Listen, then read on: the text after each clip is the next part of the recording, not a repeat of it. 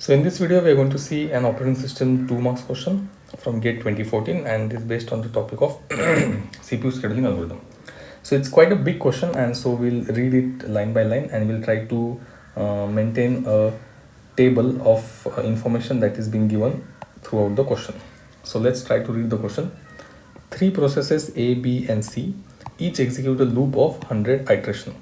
So let's try to note it down. So we have 3 processes, process A, process B and process C, and each execute a loop of 100 iterations. So let me just write a loop here. I'll write for loop for I equal to 0, I less than 100, I plus plus. So each of them executes this 100 iteration loop. Okay, that is what the statement 1 says.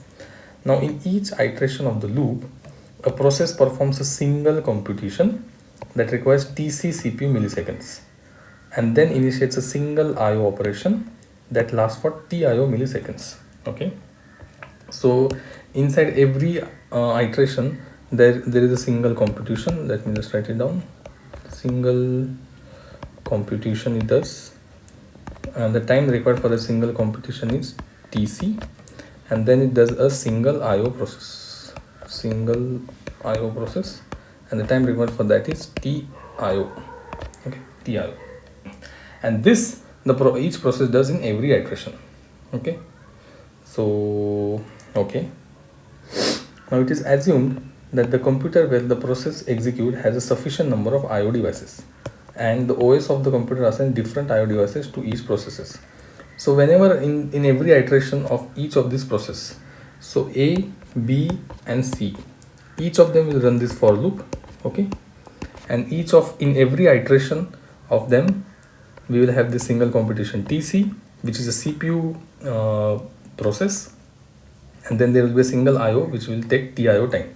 Now whenever this IO happens, the statement is saying that there is a sufficient number of IO devices, which means there won't be any waiting for IO devices. There will be multiple IO devices available. So each iteration of each of the process A, B, C will get the IO devices. They don't have to wait for IO devices. Okay, let's move ahead. Also, the scheduling overhead of the OS is negligible. Okay, now the processes have the following characteristics. So this is a table of process ABC, and they have different TC and they have different TIO. Okay, let me go ahead and make a note of this table as well. So we have 3 processes A, B and C. Okay, these are my 3 processes, and they have their TC. So I'm going to make a note of this TC, which is 100, 350 and 200. Okay, and then each of them has TIO. So TIO is 500, which is constant for all of them. Okay, so TIO is 500, 500, 500. Cool. Now let's go ahead. The processes A, B and C are started at time 0, 5 and 10 milliseconds respectively. Okay, so this is the arrival time of all the 3 processes. So let's make a note of arrival times at another column. This is arrival time, which is 0, 5 and 10. Okay, so let's draw this like this. Cool. And further it says, in a pure time sharing system round robin scheduling that uses a time slice of 50 milliseconds. This is another information we have, that the system is going to follow a round robin CPU scheduling algorithm with the time quantum of 50 milliseconds. So let's make a note of that too. So the time quantum is going to be 50 milliseconds. Okay, and then finally the question asks that the time in milliseconds at which process C would complete its first IO operation is. Okay, so as we saw before, each of these process A, B and C is going to run this for loop, and for loop is going to run 100 iterations. So now the question specifically asks for process C, that when will process C's single IO TIO operation will be completed. That is what the question asks. So now as we have got all this information noted down from this entire question, now let's go ahead and start solving the question. So as we do, for typical scheduling algorithm questions, we need two things. One we need is a ready queue. So I'm going to make a note here of ready queue. Okay, this will be my ready queue. And then I'm going to also track my CPU running states. How is my CPU running with respect to different processes? Okay, so let's begin. First we have arrival at time arrival 0, process A arrives. So we are going to mention process A in the ready queue, and at time 0 the process A doesn't have any competition. So process A goes out of ready queue and it gets my CPU immediately at time 0. Okay, now we are following round robin with a time quantum of 50 seconds. So process A is going to run for 50 seconds. No one is going to preempt the process A. Now by the time we reach 50, we can see that process B arrives at 5 and process C arrives at 10. So in my ready queue, I'm going to have B and C, which will arrive at the 5th second and the 10th second. Now when I'm at the 50th second, again round robin will come into picture. So A will be striked out and it will go into my ready queue, and the next one B is picked up. So B gets picked up and it will also run for 50 seconds. Now before we go to B, A has completed 50 seconds with CPU.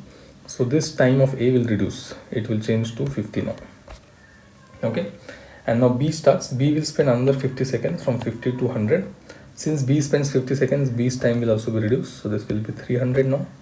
Okay, and as per round robin again, we will pull out B from CPU. It goes again into my ready queue, and then we go to the next process. This is also striked out. Next, we go to the next process in the queue, which is C. So C gets picked up from ready queue. It will go to my CPU. Okay, it also runs for 50 time quantum, so till 150. So C's time will also get reduced. It will be 150 here. And then after the completion at 150 seconds, C will be put out of CPU and it will go and sit into my ready queue. And then once again we come to A in a ready queue. A will be picked up. A goes with the CPU. A will spend, as per the scheduling algorithm round robin, it will spend the time quantum of 50 seconds here. So from 150 to 200, and again we will reduce this to 0. Now A has completed its TC.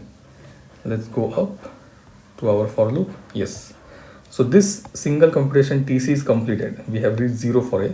So now A will go for IO. A will go into the IO, which requires 500 milliseconds. Thus, after completion of this 200 seconds, A will not come into the ready queue. It will go for IO. So we no more track A. We continue with the next process, which is B. Yes.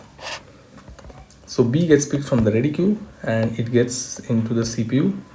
Again, it will spend 50, so 200 to 250, and then this 300 it will reduce to 250 here. Okay, and then at the end of 250 seconds, B will again be pulled out from CPU and it will go and sit into my ready queue. Next we have C. C gets picked up from ready queue. C goes to the CPU. It again spends 50 seconds here. We reach 300. Since it has spent 50 seconds, I'm going to change this to 100 here. Okay, and then at the end of 300 seconds, C gets pulled out of the CPU and it will go and sit into my ready queue. Let me write it here. And the next one is again B from the ready queue. So I'll pick up B. Let's go a bit up. Yes, so I'm going to pick up B here again, and B is going to run. So this is 300. Okay, hold on. Let's just remove this. Yes, so this is 300 here, and B gets picked up. Now again, we are using round robin, time quantum of 50 seconds. So B will run from 300 to 350 here, and since B completes 50 seconds, I'm going to update this 250 to 200 for B, and then B again gets pulled out and it goes and sits into my ready queue. Next is C.